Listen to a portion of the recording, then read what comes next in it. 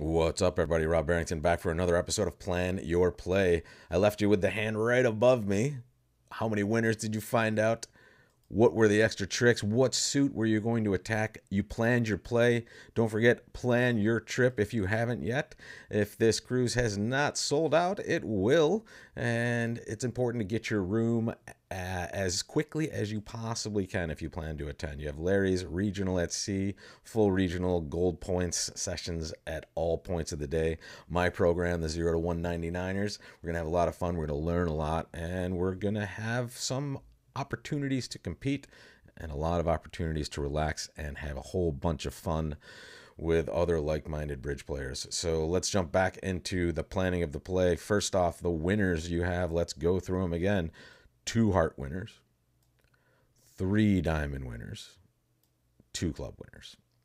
Okay, so we have 7 winners that we can count. Now, I know everybody looks at that diamond suit and says, well, that's going to be more. And you're right. It probably is going to be more. But we're not without a bit of risk on this hand. This spade suit is a suit that we certainly aren't going to be playing ourselves. And if the opponents play it, they could take the entire suit. However, our sources of extra tricks are pretty clear on this hand. Number 1, diamonds, which may just prove to be extra tricks if the suit divides evenly. We're going to look at a good way to play this suit in a moment.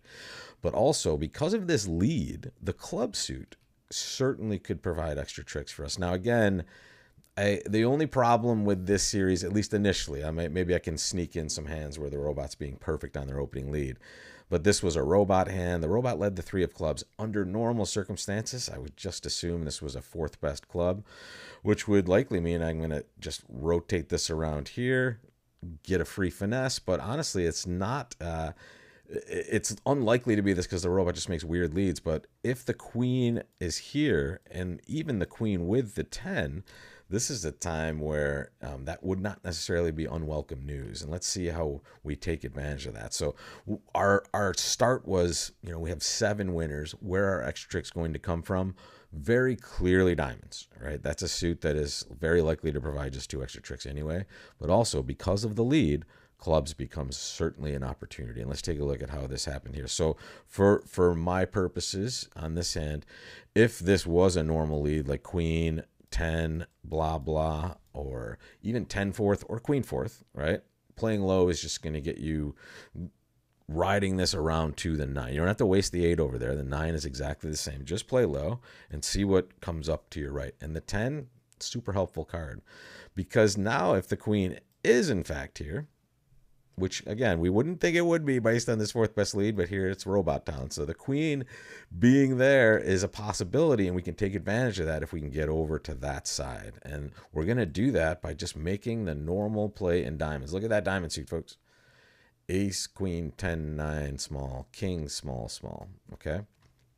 If you want to play the suit the right way the most amount of times, always play the honor from the side that has 2 first. Because really the only disaster on this deal is if the diamonds are 5-0 or 4-1, meaning one of them has jack and 3 others, or one of them has just all 5 of these diamonds. We get to see that bad break when we play low to the ace of diamonds or the queen of diamonds. If it's 5-0, we're going to see a bad break, and we're going to at least have one opportunity to finesse in either direction for the missing honor. Here we see them both follow, but we'll get back to this suit in a moment. The reason I played a diamond at this point, and we should, is to set up some more clubs, right? The diamonds are going to set up for extra tricks if that's happening for us, and it very likely will. Now, here's the weird thing, though. Take a moment. Right? When we win this queen of diamonds, we see them divide, not evenly yet. We see them both follow. But let's say this suit is dividing. How many tricks can we take from here? We've taken 2 already. Take a moment. If you're wondering, we're going to take 4 diamonds. If we're assuming the suit's going to behave, okay? 2 hearts and 1 club. Everybody okay with that? All right, so that is 2, 4, 1. That is enough to make our contract right there. Okay. And that you might want to try to take the money and run in a situation like this just to get to 9, because The play I'm about to make is a play that could produce problems if it loses. So my play was to play the Jack of Clubs, and all was well after that play, because once this got played, we started with 8 of these clubs anyway. We saw everyone followed suit, so now all of the clubs are good.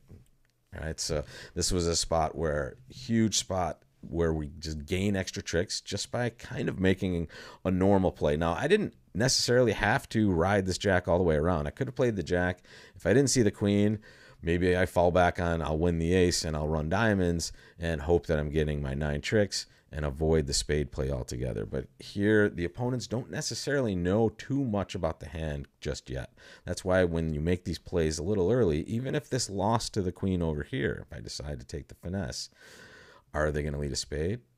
Maybe they just return a heart. Maybe they do something else. Right? We don't know what they're going to do. But they not only does this have to be wrong, but it also means they have to get the next part right, and it has to be bad for us. Right?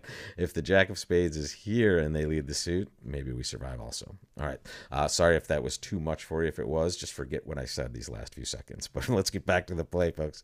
The club is led, ace of clubs. Boom. We know this suit is breaking. So now, because I know my extra tricks are going to be in diamonds, hopefully if I'm getting them, it's time just to play clubs, right? And you're just hoping that if someone does have a lot of diamonds, they just pitch one of those and we're just getting these tricks in general.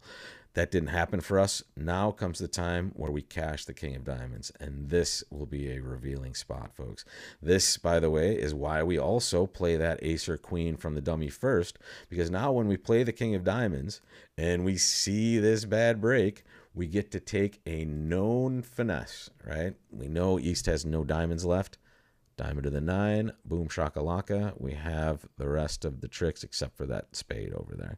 So this was a hand where we can take 12 tricks, and we will. We're just going to take those diamonds, throw away spades, and then heart, and you can take your ace of spades, folks. But you didn't get enough in time. Very cool spot there, folks. And don't forget, questions, comments, pop those right in the chat. This is the easiest series to correspond with, because all my other content, I have many hands, at least, 2 sometimes, but sometimes 8. And it's really hard to kind of even remember the hand or go look for it. So here, it's always one hand at a time. So don't forget, questions, comments are welcome and would be awesome. So that's it for this hand. Let's take a look at what we're planning out tomorrow. Here it is, folks. You can see the auction. You might disagree with this, but you can suggest a better auction in the chat if you like. But your hand as the South player opened 2 clubs. Your partner bid 2 diamonds. You bid 2 no trump, which is 22 to 24 balanced. Your other options are a little weird on this hand, unfortunately. Your partner bids 3 clubs. You deny a 4-card major by bidding 3 diamonds. And your partner bids 3 no trump. And let me just point out Murphy's Law for you, folks. When you bid some balanced hands with singletons, guess what your opponents lead? We're very lucky our partner didn't transfer us. That's a good thing. But here, we're going to play 3 no trump on this hand either way, but they've led a spade. So plan your play, count your winners, and figure out what you're going to do on this hand. And I'll get you back with the solution on the next episode. And don't forget, those staterooms are selling out quickly, so plan your trip. And if you can't get on this one, there's plenty of stuff coming up in the near future with Alice Travel and Larry Cohen, myself, Michael Berkowitz, and all the best bridge players and teachers on the sea. So we'll see you then. I'll talk to you soon.